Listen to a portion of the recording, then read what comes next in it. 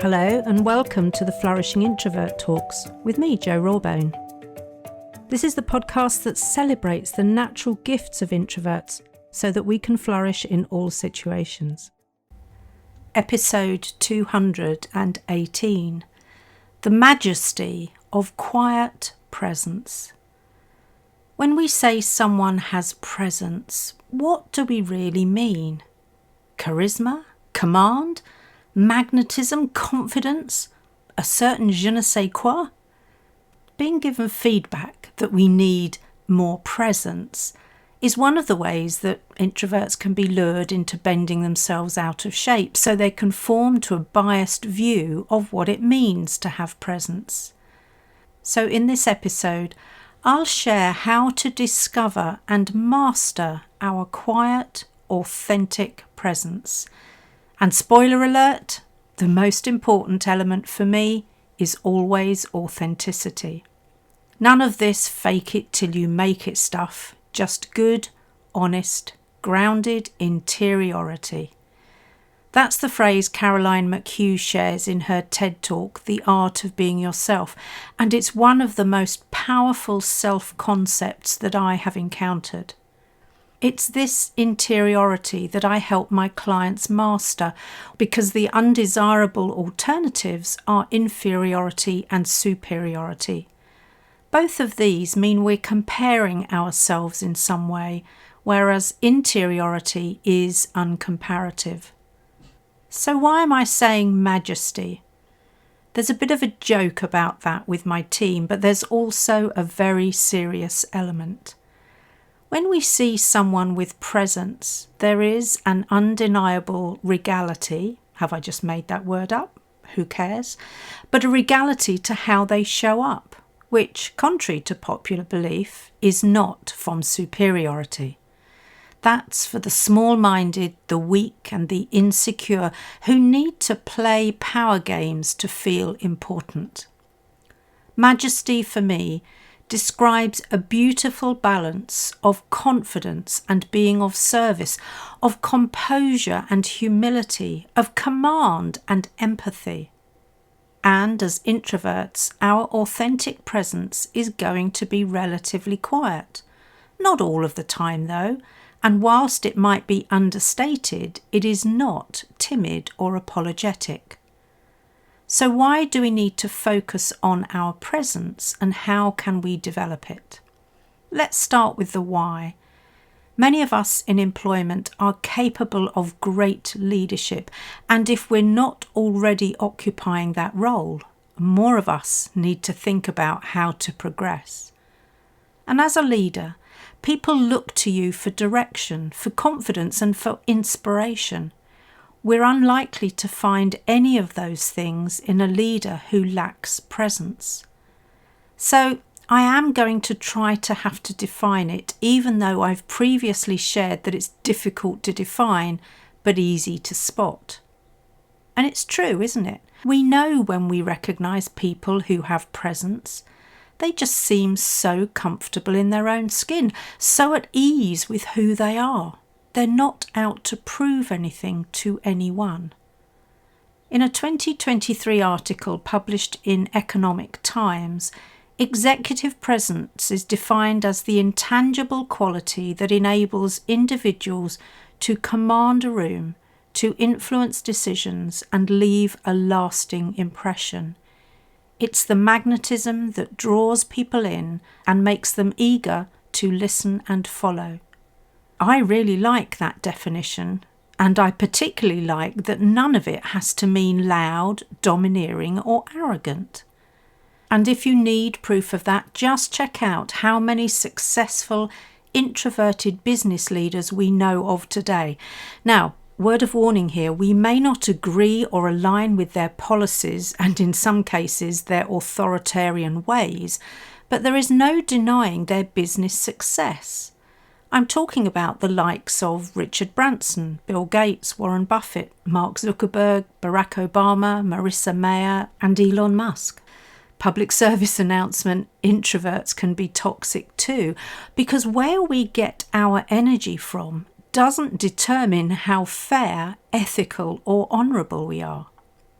Then there are leaders in their field and thought leaders, including Martha Minow, Emma Watson, Simon Sinek, Susan Cain, Audrey Hepburn, George Harrison, Christina Aguilera, Marissa Mayer, Prince, Mia Hamm, Courtney Cox, David Bowie, Amy Schumer, Wendy Kopp, and the list goes on.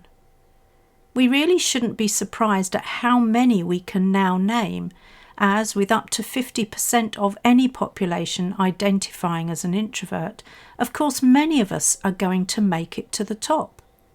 How many, though, lead their field by striking out on their own? How many of those names would have been overlooked in traditional organisations? I do wonder.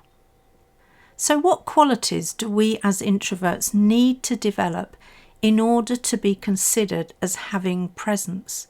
And remember, it's only other people who can say whether we have presence or not. Number 1 on my list has to be confidence. And remember that confidence is not the absence of fear. As Dr. Rob Young says, it's taking appropriate and effective action in spite of how challenging it may feel. This is an area I work on with my corporate clients and with those who join my Frustrated to Flourishing program, as there is usually work to be done, both in unlearning old patterns and learning new ways of thinking and being. Number 2 on my list is vision and purpose. If we want people to follow for the right reasons, and I'm talking here about them being inspired, not because they want to see what fine mess we're creating, we need to have and be able to articulate our vision and or purpose clearly. This is one of the elements of overcoming resistance to change. So let's engage people in the future as we see it. This is part of a leader's purpose and therefore how they serve. Number 3, I guess, has to be communication skills. And can I just say how frustrating I find it when people trot out how important communication is, but then can't strip it out into its component parts. For me, great communication skills start with intention and include, and this is not an exhaustive list, active and empathic listening so that we're able to understand, not just respond, appropriate questioning so that we know when to ask closed, open or probing questions, clarifying and summarising so that we can be confident we're all on the same page, influencing with integrity, which means being open to being influenced ourselves, acknowledging people's contributions, building on ideas. Quick tip here, try using and rather than but. And one that might surprise you, body language or non-verbal communication. If your face says one thing and your words something else, people will believe your face. 4th on my list is composure, and that follows on very nicely from the non-verbal communication piece. And this is a quality that many introverts have in spades. Someone once told me that I was very measured in my delivery, and once I put my inner critic Gladys back in her box and realised that measured didn't equal boring, I could accept measured as a compliment. Being able to stay calm and poised even when all around you are starting to panic or show signs of distress can be very reassuring. Let's face it, when the leader panics, we're all at sea. Composure also includes showing situational humility for me, being able to say when I don't know or when something is new and that we're going to have to find our way through it together. 5th on the list, let's complete with commanding the room. Again, this doesn't mean being shouty or overly energetic, actually. Watch any of the old videos of Steve Jobs, another introvert, launching a new Apple product to witness how to command a room. You could hear a pin drop whilst he was talking, such was the engagement and respect that he had from his audience.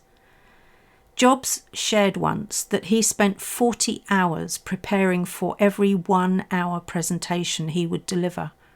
He knew that to hold the audience's attention took both skill and preparation.